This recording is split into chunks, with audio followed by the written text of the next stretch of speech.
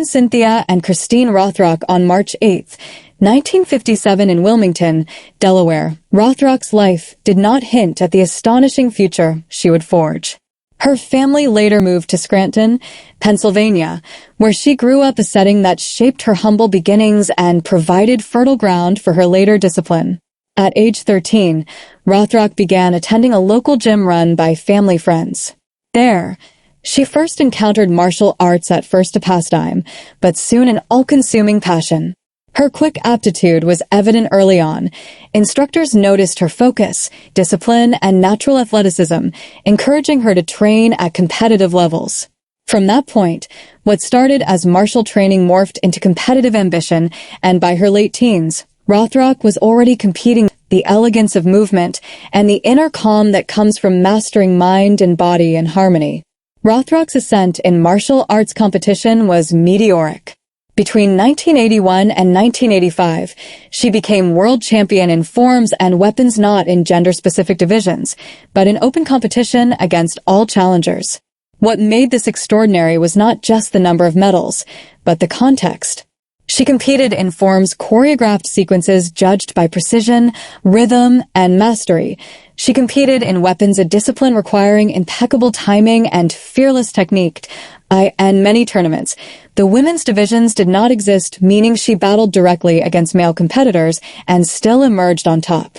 In her first 38 tournaments, Rothrock took first place in forms 32 times and top weapons spot 12 times.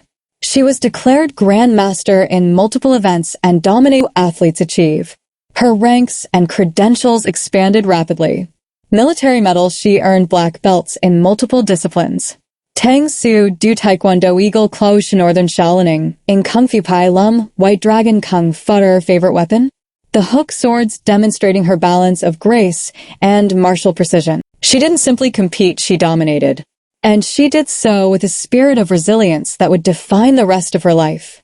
Rothrock's influence on martial arts wasn't restricted to competition alone. Her recognition by peers and industry institutions marks her as a foundational figure in the art itself.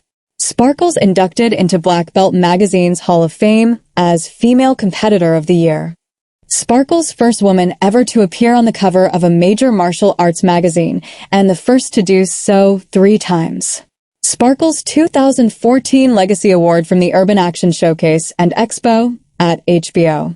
Sparkles' 2016 International Sports Hall of Fame inductee. Sparkles' Martial Arts Super Show Lifetime Achievement Award, joining names like Chuck Norris and Benny, the Jet Urquidez. Sparkles named one of the most influential women martial artists on the planet by Black Belt Magazine in 2024. Her list of achievements reads like a history book of martial excellence, and her presence in the world helped open doors for women in arenas where few had tread before.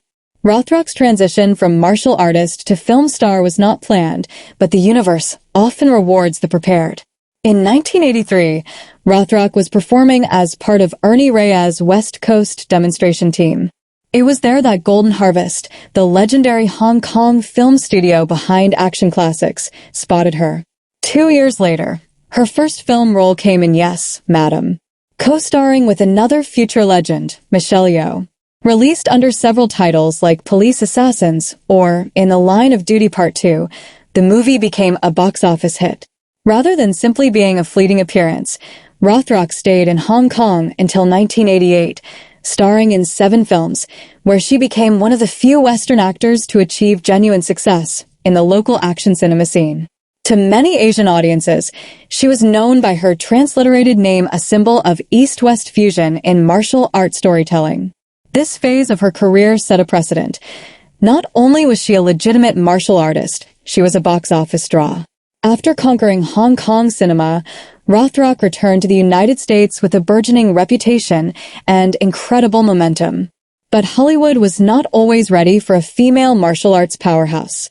Still, producers noticed her appeal, martial skill married to screen presence, and she began a vibrant run of action films throughout the late 1980s and 1990s.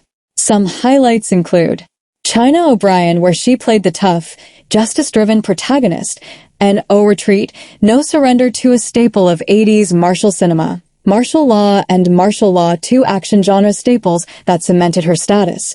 Tiger Claws, Undefeatable, and Guardian Angel cult classics in the martial arts canon. Across these films and more than 60 movie credits, Rothrock proved she could carry a movie not as a stereotype, but as a heroine defined by prowess, resolve, and authenticity.